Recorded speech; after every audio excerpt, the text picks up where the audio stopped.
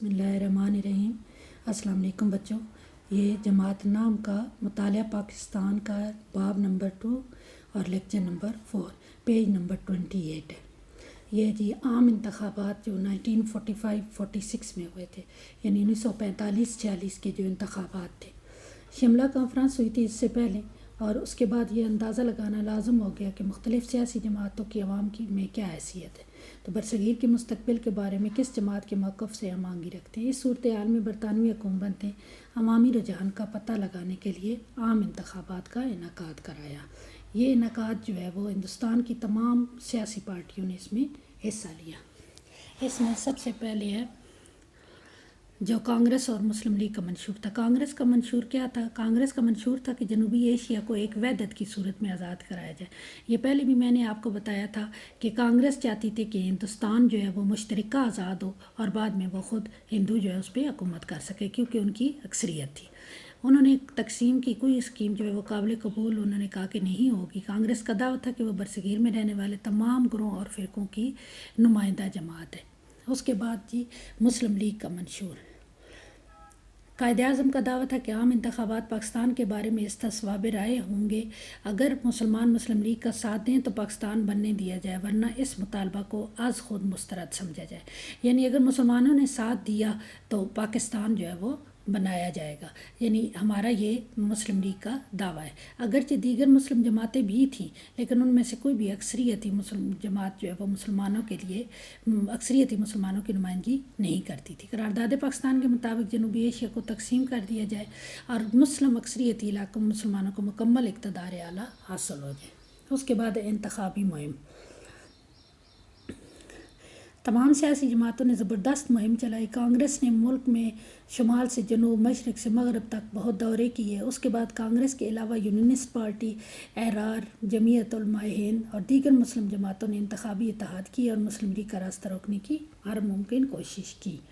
دوسری جانب انتخابات چونکہ مسلمانوں کے لیے موت و حیات کا معاملہ تھا، اس لیے مسلم لیگ کے لیڈروں نے ملک گیر دورے کیے۔ قائد اعظم نے خرابی صحت کے باوجود طوفانی دورے کر کے مسلمانوں کو وقت کی ضرورت سے آگاہ کیا۔ مسلم لیگ نے بہت زیادہ مقبولیت حاصل کی اور اس طرح بہت سارے جماعتوں سے قطع تعلق کر مسلمان رہنما جو مسلم لیگ میں شامل ہو گئے۔ قائد اعظم نے اپنے جلسوں میں کھلم کھلا کانگریس کو چیلنج کیا کہ انتخابات میں مسلم لیگ پاکستان کے بارے میں اپنے مطالبات کو سچا کر دے گی اور برصغیر کے جو مسلمان ہیں وہ پاکستان تخلیق کر کے ہی دم لیں گے۔ عوام نے بھی اس کا زبردست جو ہے وہ ساتھ دیا اور جو مسلم طلبہ تھے وہ بھی میدان میں نکل آئے۔ انہوں نے بھی شہر شہر اور قریہ قریہ جا کر لیگی کارکنوں کی مدد کی اور پاکستان کے بارے میں جو ہے وہ نعرے جو لگائے گئے، بن کے رہے گا پاکستان، لے کے رہیں گے پاکستان، اور پاکستان کا مطلب کیا، لا الہ الا اللہ، یہ نعرے جو ہے زبان زد عام تھے، یعنی ہر انسان کی زبان پر تھے۔ اس کے بعد جو نتائج نکلے، مرکزی قانون ساز اسمبلی کے انتخابات دسمبر 1945 میں کروائے گئے تھے۔ یہ جداگانہ طریقے انتخاب کی وجہ سے کی بنیاد پر ہوئے تھے۔ پورے برصغیر میں مسلمانوں نے 30 نشستیں مخصوص تھیں۔ تمام 30 مخصوص نشستوں پر مسلم لیگ کے ٹکٹ پر کھڑے ہونے والے امیدوار کامیاب ہو گئے۔ یوں مسلم لیگ کو 100% کامیابی ملی۔ 46 کے اسمبلیوں کے انتخابات ہوئے تو مسلمانوں کے تمام صوبائی اسمبلیوں میں مجموعی طور پر 492 نشستیں مخصوص تھیں، جن میں سے مسلم لیگ نے 428 نشستیں جیت لیں اور صوبائی سطح پر بھی شاندار کامیابی حاصل کی۔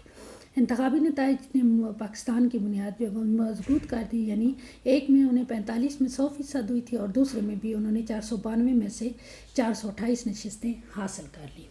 اس کے بعد ہے مسلم لیگ کے ارکان اسمبلی کا کنونشن 1946۔ 19 اپریل 1946 کو دلی میں مسلم لیگ کے ٹکٹ پر منتخب ہونے والی صوبائی اور مرکزی اسمبلی کے ارکان اسمبلی کا ایک کنونشن قائد اعظم کی صدارت میں ہوا۔ اس میں قائد اعظم نے کہا کہ کوئی طاقت ہمیں اپنے مقصد کے حصول سے نہیں روک سکتی۔ امید، حوصلہ اور ایمان کی قوت سے ہم کامیاب ہوں گے۔ تمام ارکان نے متفقہ طور پر یہ قرارداد پاس کی۔ آپ نے مزید فرمایا، یہ کنونشن ایک مرتبہ پھر اعلان کرتا ہے کہ متحدہ ہندوستان کی بنیاد پر کوئی دستور مسلط کرنے یا مرکز میں مسلم لیگ کے مطالبے کے خلاف جبراً عبوری نظام جو ہے وہ قائم کرنے کی کوشش کی ہے تو مسلمانوں کے لیے اس کے سوا کوئی چارہ نہ ہوگا کہ وہ اپنی بقا اور قومی تحفظ کے لیے ہر ممکن طریقوں سے اس کی مخالفت کریں گے۔ اس کے بعد ہے قائد اعظم کی صاف کو گفتگو۔ مسلم لیگ کنونشن کی تقریر اور قرارداد کا یہ اثر ہوا کہ ہندوستان کے سیاسی مسئلے کے حل میں کابینہ مشن کے ارکان کو بھی پاکستان ناگزیر معلوم ہونے لگا۔